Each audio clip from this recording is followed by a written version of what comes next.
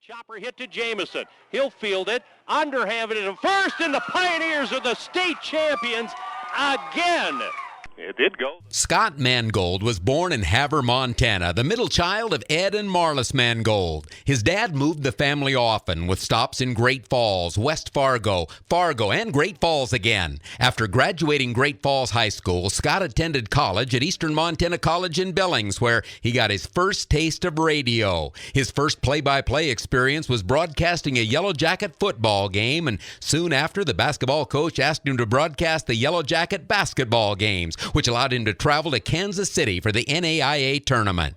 Scott's broadcasting career was put on hold after his parents moved to Washington State, and he became a photographer in downtown Seattle. Because he wasn't very good at it, he decided to enroll in the Ron Bailey Broadcasting School to study for his first-class license.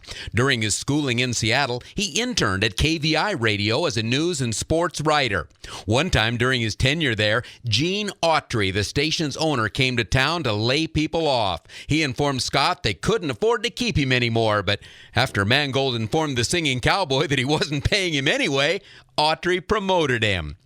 Scott began doing stringer work for the Seattle Supersonics the year after they won the NBA title, which allowed him to interview Magic Johnson, Larry Bird, and Dr. J. What impressed Scott the most was the free food and beer the media had before each game, and that sold him on sports broadcasting. Since he needed to find a job that paid, Scott was hired by Bill Mack in 1980 to train with Art Brooks in sports broadcasting. What was supposed to be just a short stay in a small town turned out to be a bit longer than expected. As they say, life happens while you're doing stuff. Scott met Joyce, and they had two beautiful kids, Adam and Shay.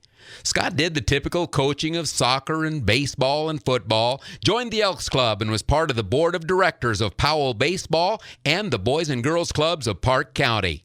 It was November 2003 when Scott Mangold was elected as mayor of the city of Powell. Citing a need to open communications at City Hall, he installed an interactive website, began the brown bag luncheons, and instituted a youth council.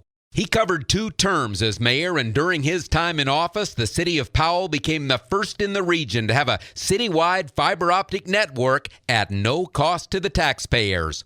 Powell built a multi-million-dollar aquatic center, a state-of-the-art transfer station, and became known around Wyoming as the Technology City.